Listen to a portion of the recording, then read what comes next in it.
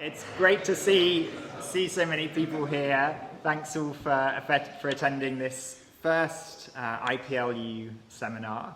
IPLU is Initiative for Planetary Science, Life in the Universe, and it's slowly morphing into the Leverhulme Centre Initiative for Life in the Universe. So part of this kind of growing interdisciplinary, cross-departmental effort at Cambridge to link up the sciences and beyond on this question of life in the universe.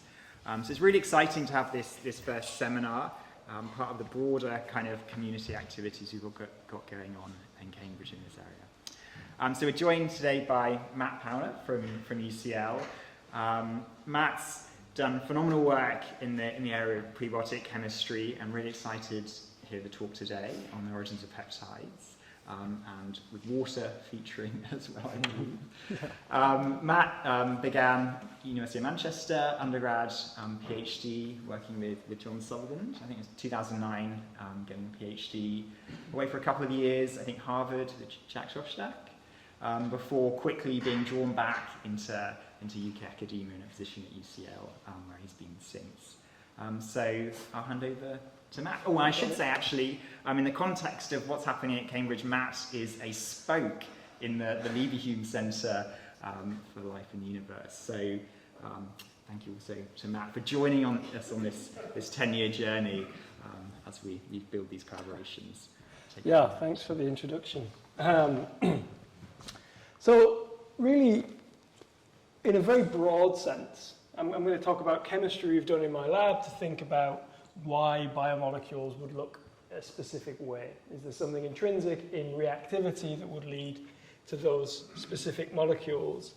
But every single reaction I show you today will be in water. Water we see as a fundamental part of life and the chemistry that preceded life. And really, I think this is an unproductive mindset that the field has somewhat got into, that there's a paradox in the types of chemistry that can happen in water and the types of chemistry that life needs. This is just wrong. Life's chemistry happens in water. The origin of life almost certainly also happened in water, and we can use this to define the types of chemistry we're going to do and how that will pan out into understanding what life is and how it is. And I think if you really think about the types of reactions you can do, this paradox just evaporates. So I won't say more on water. I'm happy to discuss water with anyone who wants to discuss it further. But everything I'm going to show you is in water. Right? So it's going to run through every slide. So in my lab, we work on most parts of this diagram. This is a diagram of what molecules make up life in an E. coli cell. I'm going to focus on this bit today. I guess I used this image because it's the biggest part of this image. But, you know, I could give you a talk on RNA. I could give you a talk on metabolites. I'm going to talk a little bit about these today. These are all things that are important. I think all of these parts are equally important, but I couldn't talk about all of them in one talk. What we're going to look at is what types of structures underlie proteins, and somewhat described here as the canonical 20 amino acids that build proteins. And we're going to think about what is it about chemistry that could specifically lead to these. Does the chemistry that specifically lead to these tell us something about the origin of life? Could we map that then on to environments, etc.? It's not something I'm going to address, but it's somewhere you could take the thoughts that we're going to discuss today. But generally these questions are going to underlie what the thinking behind what I'm going to present today. So why are these the amino acids that biology uses? They've got very specific structural features. Is there something about chemistry that would inevitably lead to these? And then if we could make these, is there specific reasons that they should be stitched together to make proteins of the type that biology uses in water? And in thinking about that, does there fall out of this, with an E on the end, should have a rationale for why biology synthesizes peptides in a certain way? And I'll explain what I mean by that in 1 second. Because the way chemists predominantly synthesize peptides is totally different than the way biology synthesizes peptides. Okay, so we don't work in a vacuum. People have thought about these things before. If we think origins of peptides, think origins of amino acids, it would be difficult not to think of the Miller reaction, the Miller-Urey reaction at this time point. And so this is a reaction where a spark discharge is passed across kind of a reducing atmosphere. You get lots of products, and from those products, amino acids are extracted in acid, and some of those amino acids look biological, some of them don't. But there's no real preference in the products for those that are found in biology. Biological canonical amino acids, black, non-canonical ones in red. This doesn't look like a system that's specifically going to deliver biology. So how can we think about this as chemists? So the way we approach this problem is to think about the mechanistic organic chemistry that could underlie the generation of these components.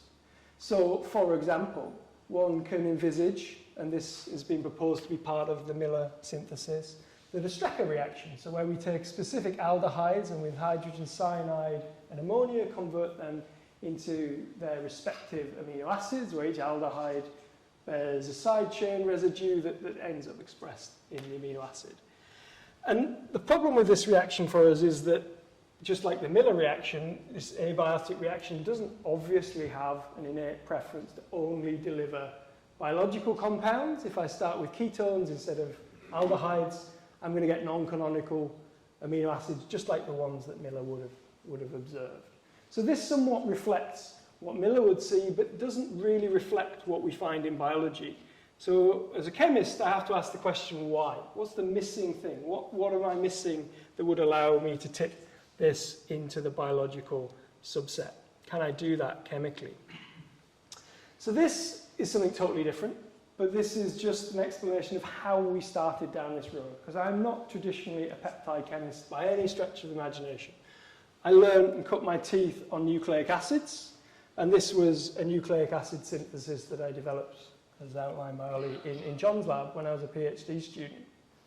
And the paper addressed how we could make pyrimidine nucleotides under what we thought were reasonable prebiotic conditions. But at the end of the paper, we had this caveat that we could only envisage this happening if we could temporally separate these two compounds. And much later, recently, we came back to look at this problem. We're like, let's have a think about it. How would we resolve this problem? And this is what we came to find.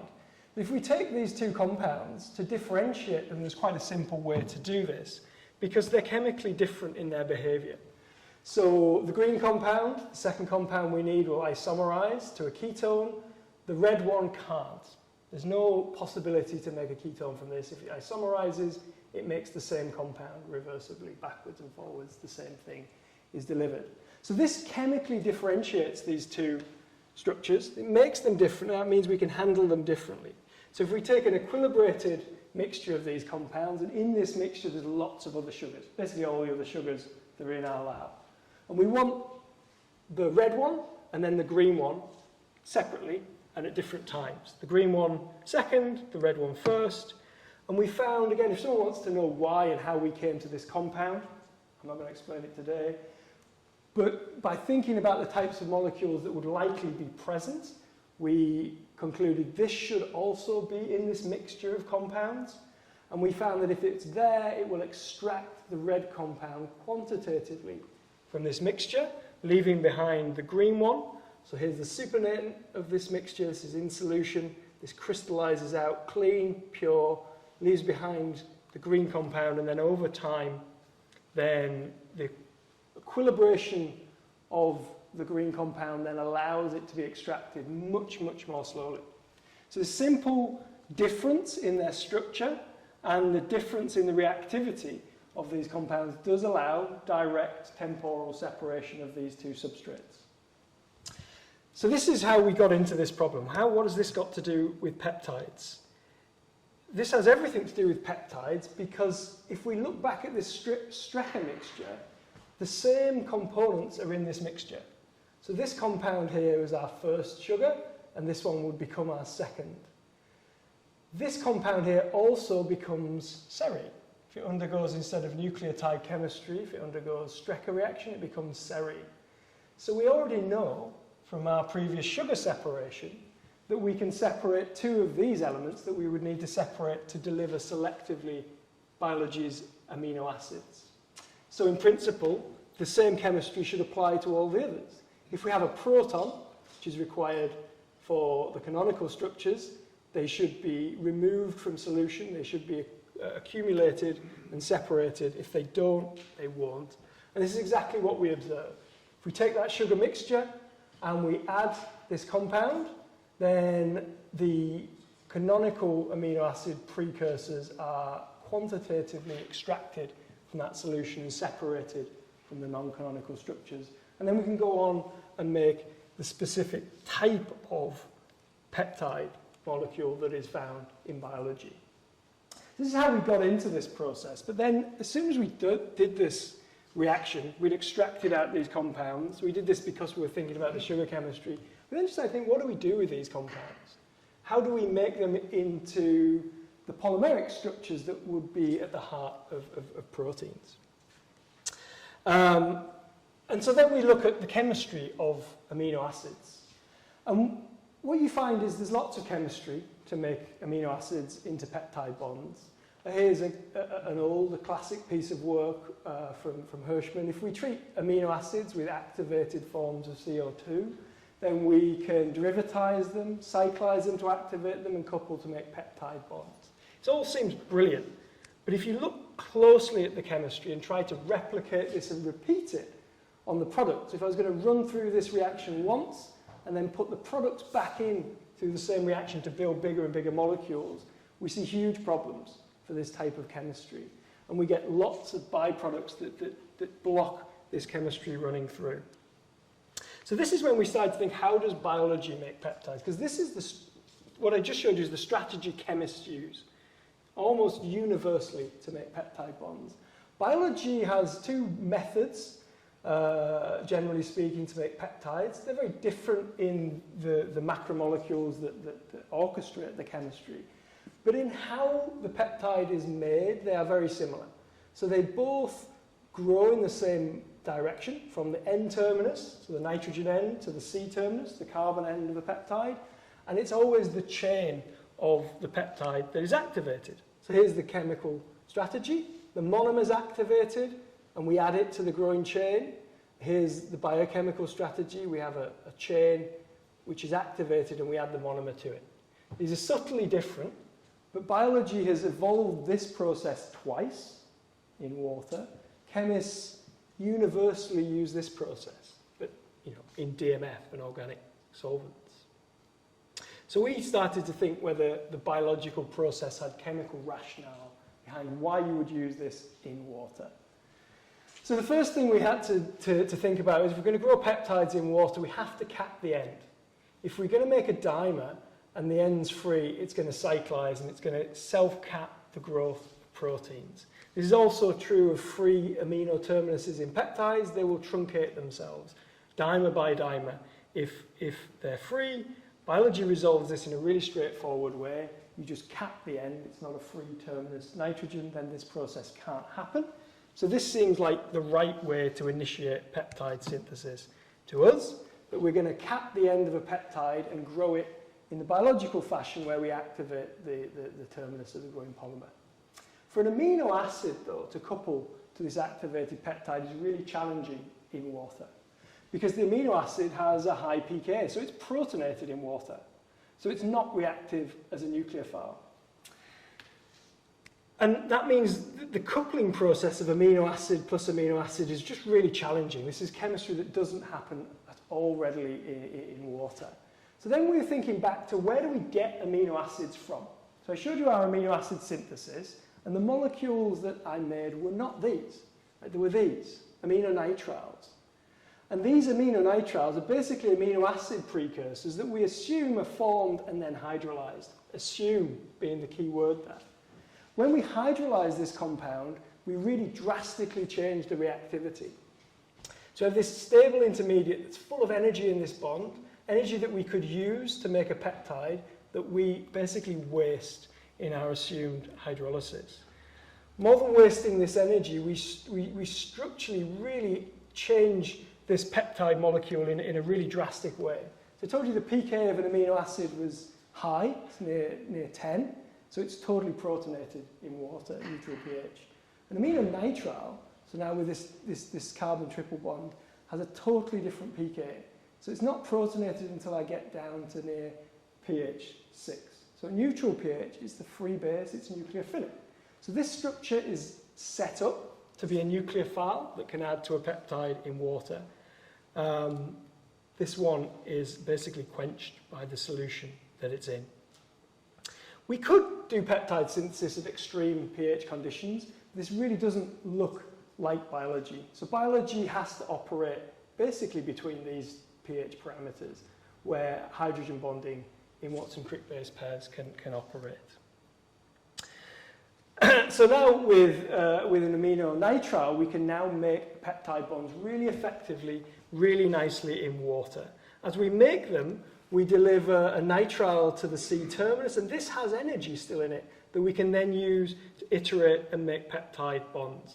So now by adding the aminonitrile, which is tailored to act as a nucleophile in neutral water, we can iterate a process of peptide bond synthesis using that nitrile's energy to drive peptide bond formation in water. And this chemistry is really well tailored. There's lots of stories I could tell you about different amino acid side chains. I just want to tell you about lysine.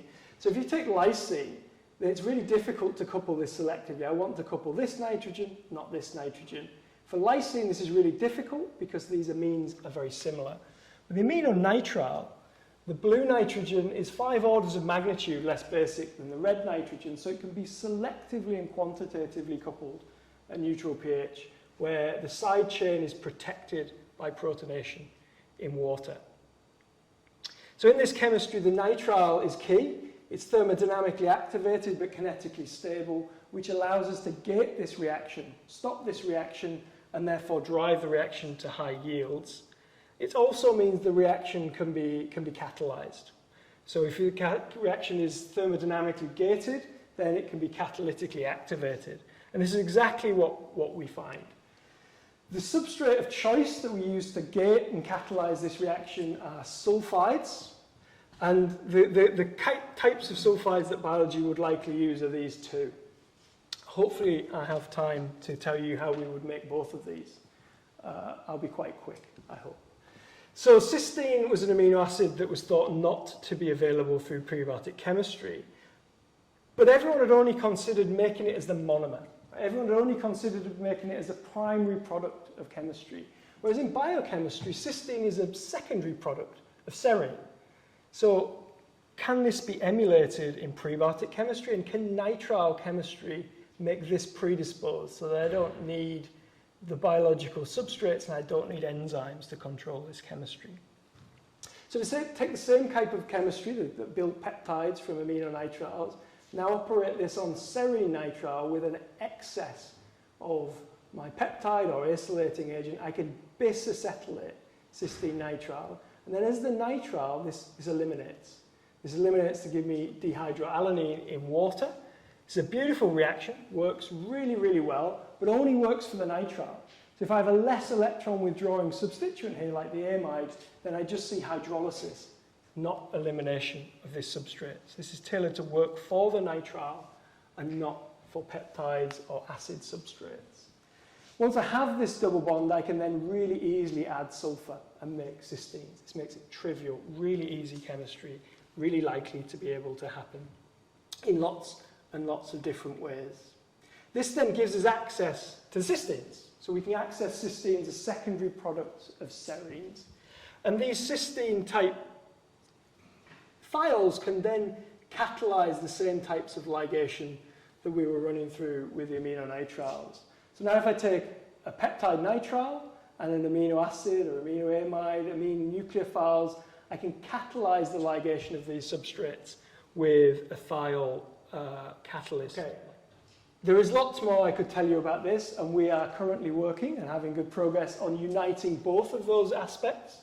So the monomeric aminonitriles as the nucleophiles and the catalytic sequential ligation process. But that is an incomplete story, but one that's progressing nicely.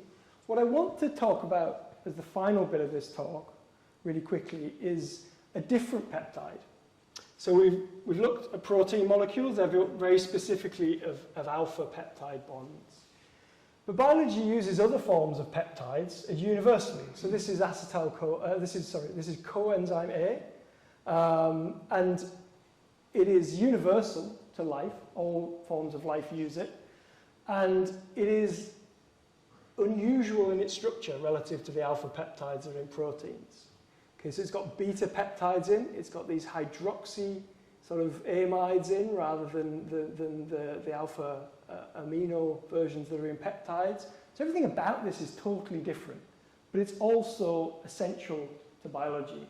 So the question for us is this also predisposed by nitrile chemistry?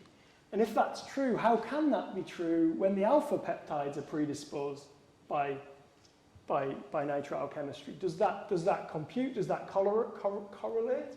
Does this turning up in biology causes a problem for our evaluation of this? Are we missing some data that will tell us we're wrong? I don't know. Let's think about it.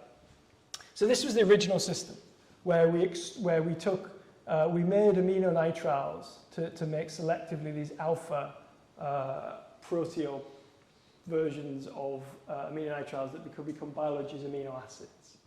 So I'm going to round off there. I know I went through lots of different things quickly because I can give you a feel of lots of different types of chemistry that are all orchestrated in the same types of ways. But you can see out of the same types of reactivity, all of it has to happen in water. Water's directing this chemistry. Without water, we wouldn't get the selectivity that we observe. We'd see totally different reaction profiles. But the nitrile is driving really selective formations of alpha peptides, letting us control, catalytically gate alpha peptide ligation, gives us access to the whole serine family of amino acids. So this is not just serine, but cysteine, all kinds of amino acids that biology makes from serine. And then ultimately, also the same types of chemistry. The reactions are different, but the same substrates, because of the subtleties in different ways they react under the same conditions, can yield pantothiene just as effectively as it can yield alpha peptides, which are both essential elements of biology. And for us, this is real evidence that we're on the right track, right? Not just that we can do the one thing we want to do when we initially set out to do chemistry, but then when we try to apply the same chemistry to a different substrate that looks unrelated, it also comes out as a clean major product of the same type of chemistry. Hopefully, I've given you the impression, though, that nitriles are the key to understanding why and how peptides would form, and form in the nature that they're expressed in biology, and how all of this chemistry is effective in water. There's no water problem.